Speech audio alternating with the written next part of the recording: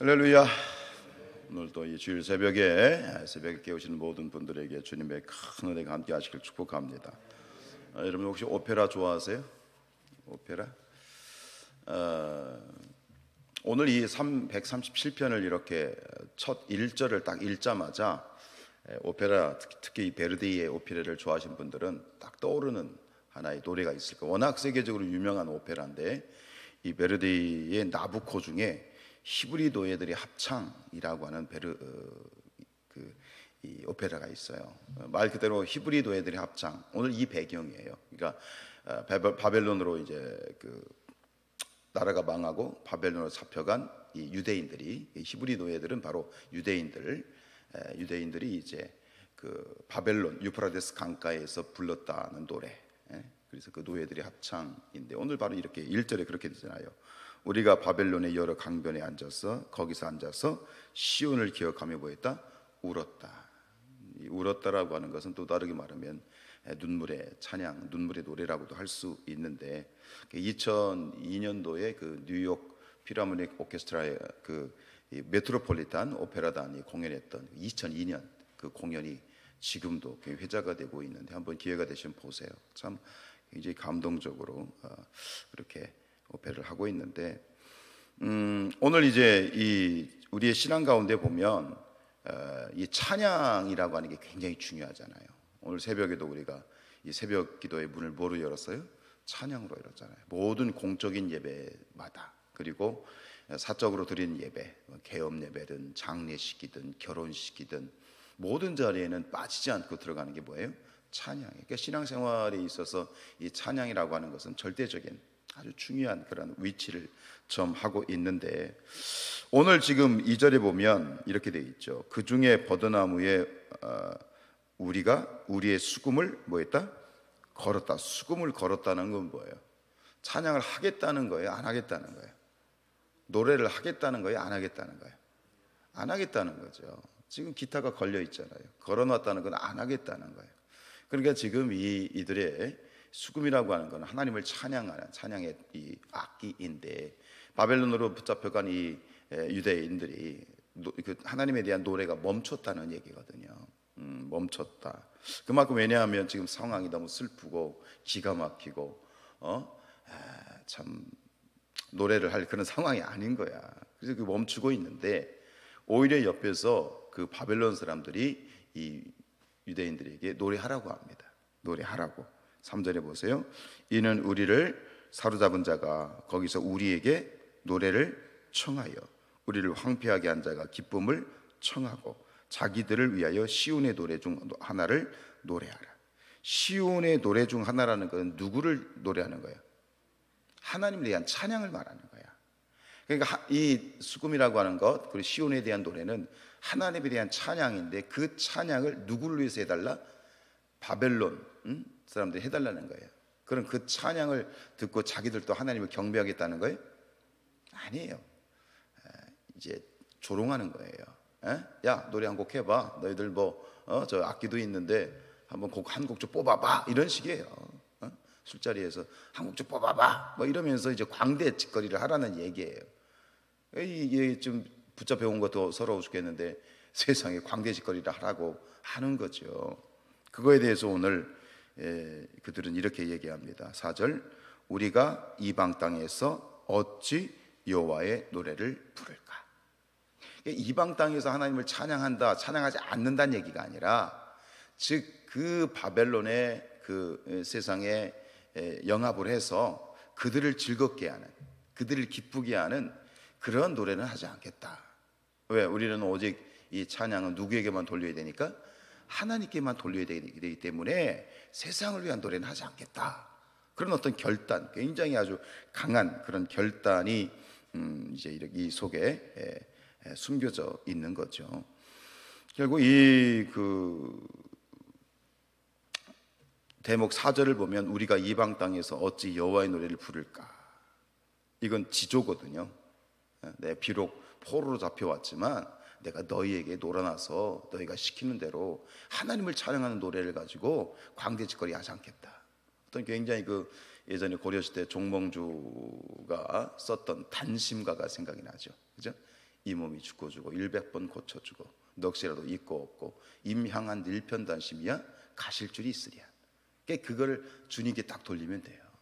내가 죽는 한에 있어도 내가 너희 손에 돌아나지 않아. 내가 죽는 한에 있어도 내 마음은 오직 누구에게 있어? 하나님께 있어. 이 고백이 바로 오늘 이 137편의 고백인데, 그러나 바벨론에 살면서 거기서 70년을 살았잖아요. 어찌 유혹이 없었겠어요? 우리가 어느 곳에 살면 거기에 익숙해지잖아요. 그래서 오늘 이 시인은 그들의 노래를 넘어서 하나님에 대한 어떤 열정, 하나님에 대한 마음이 식어지지 않기를 굉장히 바라고 있고, 만약에 하나님을 잊어버리거나 하나님에 대한 사랑이 식어지면 스스로 자신을 저주하고 있어요. 절대 그렇지 않겠다. 그게 5절 6절이에요. 예루살렘아 내가 너를 잊을진대 내 오른손이 그의 재주를 잊을지로다. 예루살렘은 결국 뭐냐면 하나님을 말하는 거예요. 하나님, 내가 하나님을 잊어버리면 내 오른손이 그의 재주를 잊을. 이게 뭐냐면 내 오른손이 그의 재주를 잊는다는 것은 내 오른손이 말라버린다는 얘기예요. 손이 오그라든다는 얘기예요. 손을 제 기능을 발휘하지 못하도록 스스로 저주를 하는 거예요. 6절도 마찬가지예요. 내가 예루살렘을 기억하지 아니하거나 내가 가장 즐거워하는 것보다 더 즐거워하지 아니할진대 내 혀가 내 입천장에 붙어버린다. 벙어리가 되겠다는 얘기야. 그러니까 하나님에 대한 내 마음, 정말 하나님에 대한 열정, 빨리 내가 내 고국 이스라엘에, 그리고 그 예루살렘에 또 하나님에 대한 그 일편단심이, 그 마음이 변하면 난 스스로 난 저주를 받아도 마땅하다. 이렇게까지 그의 하나님에 대한 사랑을 참 고백을 하고 있죠. 성경에서 이 바벨론이라고 하는 나라는요 여러 가지로 굉장히 중요한 의미를 가지고 있는데, 결국 이 바벨론이 성경의 마지막 책 어디에 나와요? 요한계시록에 등장해요. 그 바벨론은 큰 음녀 바벨론이라고 되어 있고, 큰 음녀 바벨론은 지극히 이제 그 멸망받게 되는, 심판받게 되는 그런 이 세상을 대표하는 그런 상징이 바로 이 바벨론인데, 지금의 여러분들 이 당시의 바벨론을 지금의 나라로 비유하면 미국 같은 나라였어요. 근데 그 예전에 그런 얘기를 했다는 거예요. 바벨론을 지배하는 자 세계를 지배한다. 그러니까 그 바벨론 제국이 이제 페르시아가 넘어가고 그 다음에 알렉산더 대왕, 그 다음에 로마 제국으로 이렇게 이어지잖아요. 그러니까 그런 연속선상에 있는 최고의, 당시 바벨론은 최고의 지배하는 국가, 제국 국가였단 말이죠. 그래서 지금 이 바벨론은요 땅 속에 완전히 묻혀버렸어요. 근데 그 땅 속에 묻혀있는 그 유적들을 하나하나 발굴을 하거든요. 그래가지고 뭐 그 문이 하나 발견이 됐는데, 그 문 하나 가지고도 그 제국의 규모를 어림잡는데 어마어마했다는 거예요. 그리고 바벨론이 남긴 세계 7대 불가사의 중에 하나가 있어요. 그게 바로 공중정원이라고 하는 거예요. 공중정원. 이 정원을 공중에 뭐 붕 뜬 거는 아니지만 그 당시 문화로 어떻게 이 공중에 어마어마한 정원을 꾸밀 수 있었을까? 그 유적이 발견됐는데, 그것만으로 봐도 뭐 그 문, 바벨론 성의 문, 그리고 그 공중정원, 이런 유적들 발굴하면 발굴할수록 바벨론이라는 제국은 정말 어마어마한, 그 당시에 상상을 초월하는 엄청난 제국이었다라고 하는 것이죠. 근데 그 제국이 어떻게 됐어요? 지금 흔적도 없이 땅 속에 다 묻혀버렸어요. 그러니 그것은 단순한 어떤 역사적인 문제가 아니라, 오늘 지금 뭐라고 지금 노래하죠? 8절에 뭐라고 돼 있어요? 멸망할 딸 바벨로나. 바벨론이 여성으로 표현하고 있잖아요. 큰 음녀 바벨로나. 그러면서 계시록에 봐도 뭐라고 말하겠어요? 바벨론은 멸망할 것이다. 계시록 18장 2절에 보면 무너졌도다 큰 성 바벨론이요. 이처럼 과거에 있었던 구약의 이 바벨론이 무너졌던 것처럼, 결국 이 바벨론은 뭘 의미하느냐? 이 세상 문화를 상징하는 겁니다. 지금 이 세상은 무슨 문화다? 바벨론의 문화, 바벨론의 세상인 것이죠. 그런 바벨론의 세상에서 그것에 영향을 받지 않고, 그런 바벨론의 세상에 살다 보면 거기에 안주할 수 있고, 아유 그래 뭐 여기가 좋지 뭐 그냥 적당히 살지 뭐 이렇게 영합할 수 있는 그런 충분한 그런 요소들을 가진 것이 이런 어떤 이 바벨론인데, 그리고 여러분, 바벨론이라고 하는 이 큰 음녀 바벨론의 속성은 뭐냐면, 기본적으로 하나님의 나라에 대해서 부정적이고, 하나님을 부정하고 성경을 조롱하고 하나님을 무시하는 것이 이 바벨론의 세상이에요.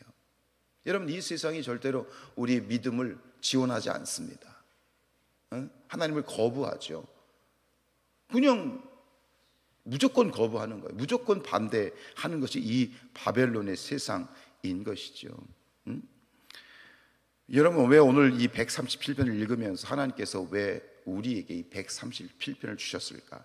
그리고 137편을 통해서 하나님께서는 우리가 무엇을 깨닫기를 원하시는 것일까? 지금 이 137편의 상황이, 형편이 지금하고 너무너무 똑같아. 이스라엘 백성들이 바벨론으로 포로 잡혀가서 그 속에서 그들의 신앙이 사라지고 그들의 신앙이 탄압을 받았던 것처럼, 오늘도 우리가 살아가는 이 세상은 바벨론의 세상이고, 이 세상 속에서 우리의 신앙은 탄압을 받고 박해를 받고, 보이지 않는 그런 수많은 어떤 압력을 통해서 우리의 믿음이 무너뜨리려고 하는 그런 세력들 속에 우리는 살고 있다라고 하는 것이죠. 여러분 보십시오. 일제가 이 나라를 일제 강점기에 가장 먼저 했던 게 뭐예요? 신사참배예요. 신사참배. 그런데 부끄러운 건 뭐냐면, 그 신사참배를 당시에 기독교 연합회, 그 당시에 한국 기독교 연합회는 신사참배는 우상숭배가 아니다라고 선포를 해버렸어요. 우리가 아는 주기철 목사님이나 손양원 목사님 같은 그런, 주기철 목사님 같은 그런 일부 목숨을 각오하고 신사참배를 거부해서 순교를 당했던 분도 있지만, 기독교 교계는 공식적으로 신사참배를 인정했습니다. 우상숭배가 아니다. 그래서 어떤 분들은 무슨 얘기를 하냐면, 그런 어떤 타락 때문에 6.25가 왔고 이 나라에 고난이 왔다고 얘기하는 분들도 있어요. 저는 근거가 있다고 생각해요. 공산치하에서도 마찬가지죠. 공산당이 들어와서 가장 먼저 족친 게 뭐예요? 가장 탄압하고 죽이고 했던 곳이 어디야? 교회입니다. 제암로라든가 냅두질 않아요. 목사들 냅두질 않아요. 다 죽였어요. 그러니까 이런 악한 세력들은 기본적으로 교회를 탄압하고 성직자들을 죽이고 말이죠. 이게 세상인 겁니다. 그럼 그런 일들만 있습니까? 지금은 안 그런가요? 지금도 마찬가지예요. 가정적으로나 개인적으로나 직장이나 회사에서도 마찬가지예요. 여러분, 믿음에 대해서 우호적입니까? 우리가 기도를 할 때, 식사 기도를 할 때 그걸 곱게 쳐다봅니까? 아주 노골적으로 반대하는 사람들이 있어요. 야, 회사에서는 티내지 마라. 티내지 마라. 믿는 티내지 말라고 하는 그런 얘기들도 많이 하고요. 가정에서는 어떻습니까? 가정에서는 야, 가정의 화목을 위해서 우리 집안의 종교는 하나여야 된다. 시어머니가 불교야, 며느리가 기독교였어. 그럼 대놓고 탄압하죠. 우리 집안은 종교가 집안에 종교가 2개 가면 우환이 찾아온다. 그러면서 탄압을 하고. 그 믿지 않는 남편들이나 믿지 않는 가족들이 뭐라고 얘기합니까? 가정의 평안을 위해서 좀 양보해라. 가정의 평안을 위해서 네가 좀 양보해야지 네 신앙 지킨다고 가정의 분란을 일으키면 되겠느냐. 크고 작은 수많은 탄압이 말이죠. 역시 이 세상은 바벨론의 세상이기 때문에 그렇습니다. 그런데 오늘 이 137편을 통해서 우리가 하나님 앞에서 그러니까 이 137편은 우리에게 도전하는 거예요. 그리고 결단하기를 촉구하는 거예요. 여러분 어떻게 생각하십니까? 가정의 평안을 위해서 기꺼이 양보해야 되겠죠? 4절입니다. 우리가 이방 땅에서 어찌 여호와의 노래를 부를까? 내 마음은 오직 하나님께 있으니 나는 하나님을 위하여서 노래하지 세상을 위해 노래하는 자가 아니다 라고 하는 어떤 믿음의 정조, 믿음의 단심가를 우리가 부를 수 있어야 되는 거예요. 물론 무시하라는 게 아니에요.